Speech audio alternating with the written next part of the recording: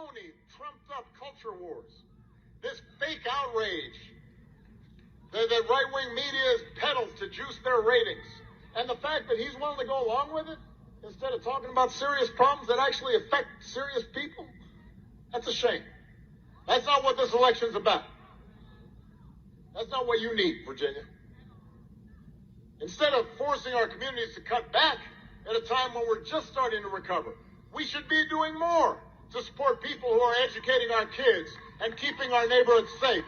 Hello, how are you? I hope you're doing well. I had to show you that clip at the beginning of this video. That is former President Barack Obama campaigning for Terry McAuliffe, who is running again to be governor of Virginia. And all eyes are on Virginia right now with this gubernatorial election, which is coming up in just a few weeks because it is very, very close. We have Glenn Youngkin, who is on the Republican ticket, and Terry McAuliffe. And one of the hot button issues is the public schools. And that is what we're going to get into. And I had to show you that clip because this is what Obama is referring to. So what are these trumped up culture war problems? What are these problems that serious people don't take serious? Well, I'll show you exactly what he's referring to. And keep in mind, Terry McAuliffe has said, and we'll get into why these schools, the public school system, is such a hot button issue and such a big issue in this election. And a lot of that is Loudoun County, which has sort of been the epicenter of these school board meetings and angry parents going to the school board meetings. So Terry McAuliffe has actually said that parents have no place in the classroom, and I'm not sure if that was the best position given what's going on. So let's look at what Obama was talking about, these problems that are not serious, that serious people do not worry themselves about. Well, I guess all of these students are not serious people. So this is Loudoun County, and all of these students across several high schools have walked out. So students across several high schools across Loudoun County have staged a protest in where they all walked out in support of victims of assault. Well, why would they do that? Who are these victims that they're talking about? Well, let's get into this. Again, keep in mind that to Obama, these are not serious problems for serious people. And this is fear-mongering by, Republican publications or Republican right-leaning news outlets. That's all this is, okay? So just remember that. Do not take me seriously. So, students at Loudoun County, Virginia are planning a walkout in protest of sexual assault cases at the public school system and to show solidarity with victims of such abuses. Students who choose to participate will not be penalized for the participation. However, we do ask that students who participate do so peacefully without signage in accordance to the students' rights and responsibilities we have all reviewed and signed at the beginning of the school year, said Michelle Luttrell, the principal at Loudoun County High School, which was one of the high schools that participated. And again, here's an image of the students who walked out earlier today, and they were chanting things like Loudoun County protects artists. They were yelling that they were standing in solidarity with victims and that this is not a political issue. This is about rights, and this is about victims' rights and not protecting artists. So why are they doing that? Well, we'll continue. A judge found a boy guilty on Monday of assaulting a girl in the girls' bathroom last spring at Stonebridge High School. The boy was reportedly wearing a skirt during the incident. The girl's father, Scott Smith, said he plans to file a lawsuit against the school system over the matter.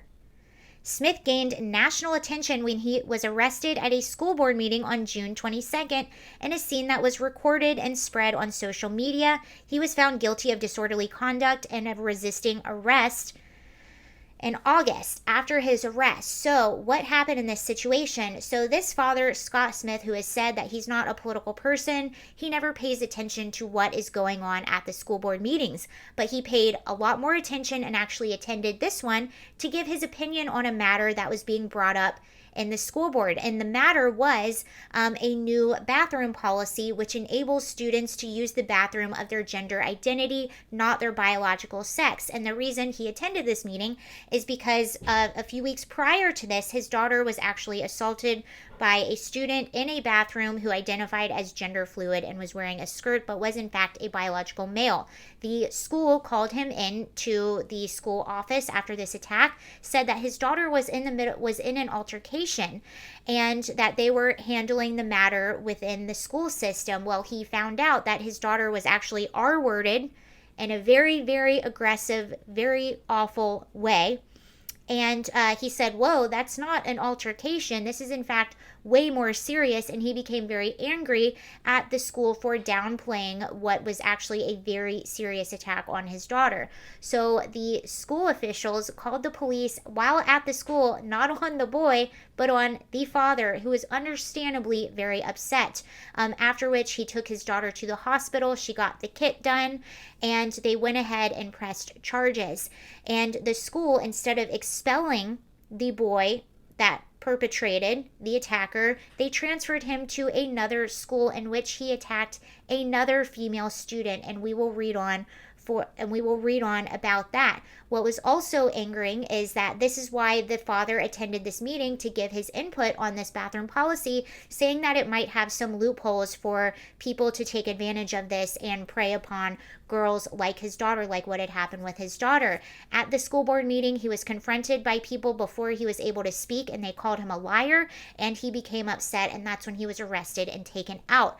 Also, I don't know if it was at this school board meeting or another, but the school board actually said when they were introducing this policy that they had no record of any attacks happening in any bathrooms on any school in their district. And we came to find later on that in fact that was also not true. And there is email proof of this, that the same person that said this at the school board meeting actually was aware of the attack on his daughter.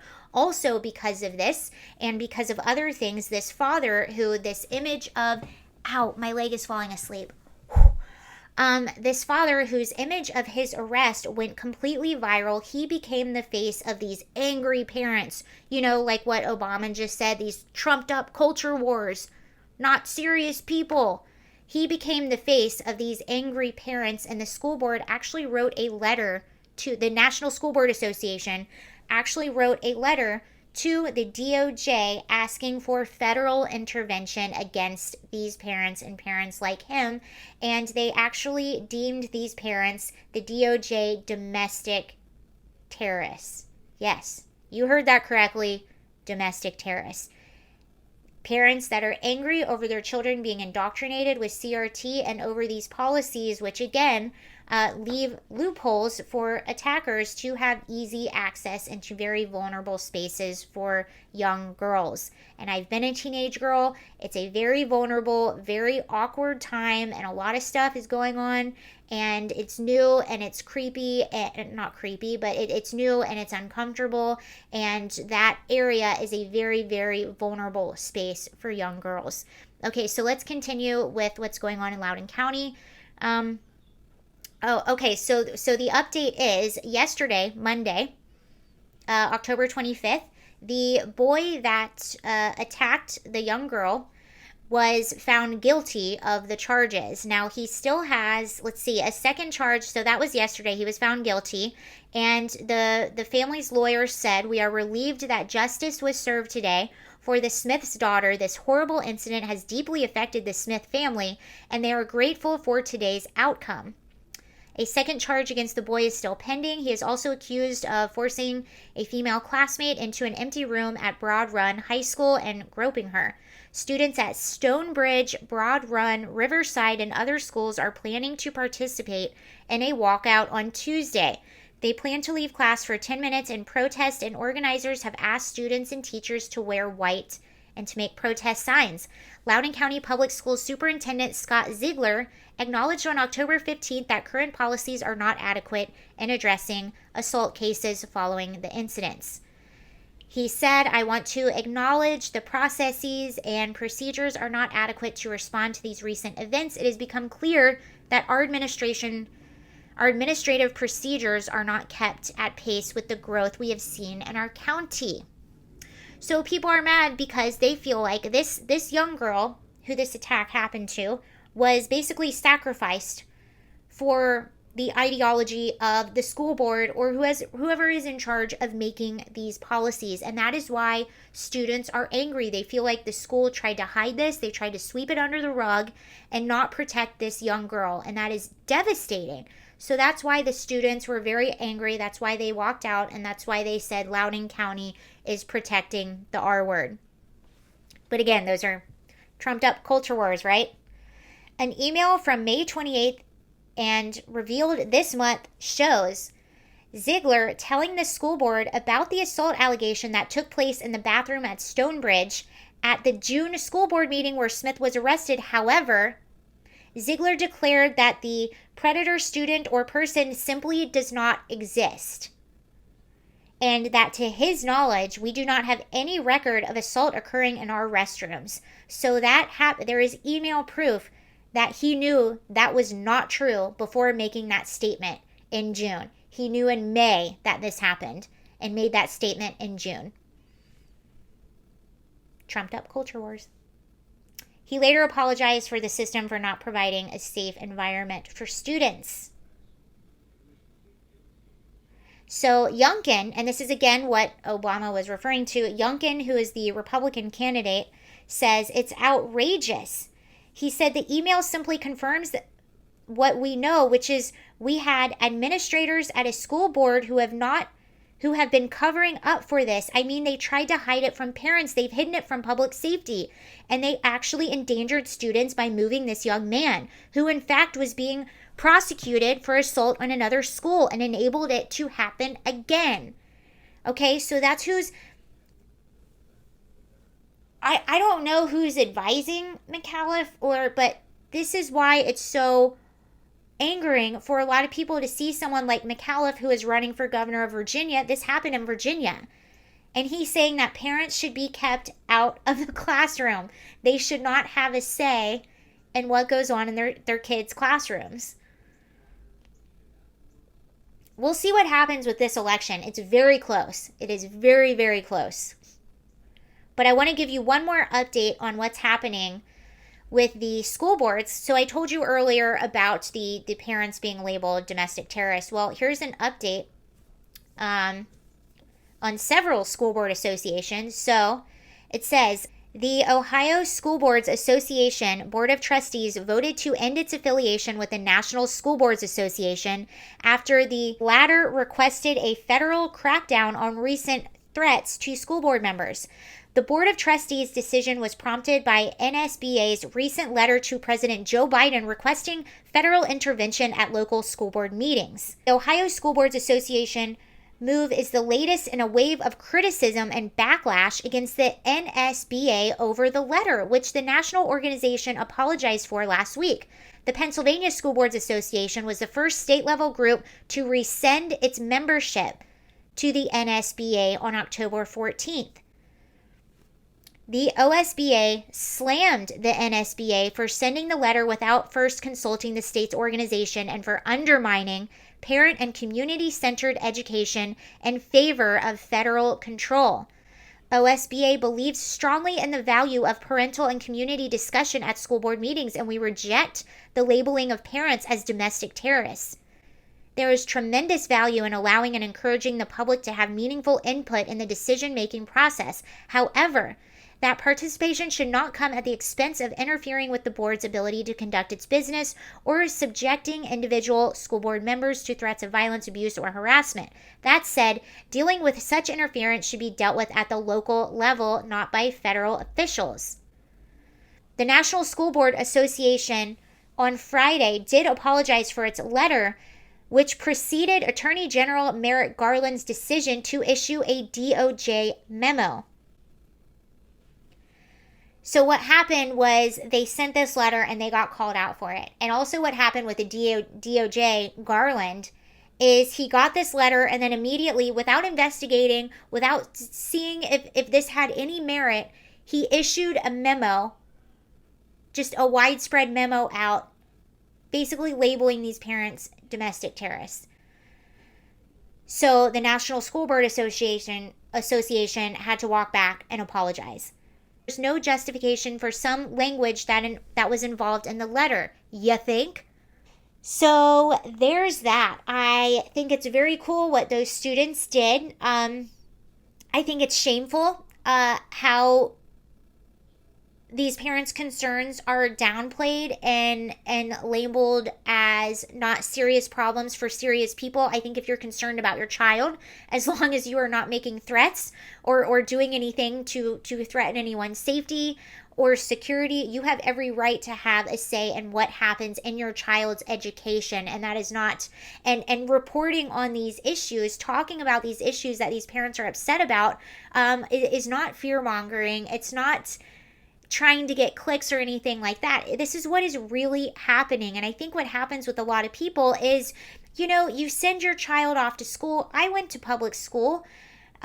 My public school was fine when I went. Since then, we've all gone insane. It's not fine anymore. But the some of the things that are being taught to some of these kids, any person with a modicum of common sense, any person with a modicum of morality would not be okay with these things that are being taught.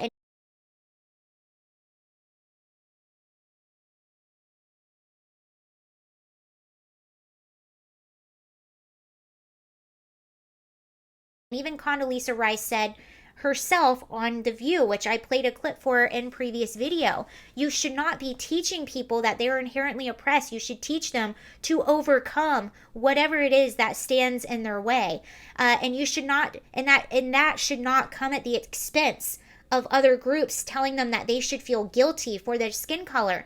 That kills the spirit and the soul of both parties involved. And I'll end it with this guy that I went to high school with. His name is Kyle. He has no arms and no legs, was born with no arms and no legs. And he actually has a book called No Excuses, and he used to go on tours giving motivational speeches. He, I think, has his own CrossFit gym.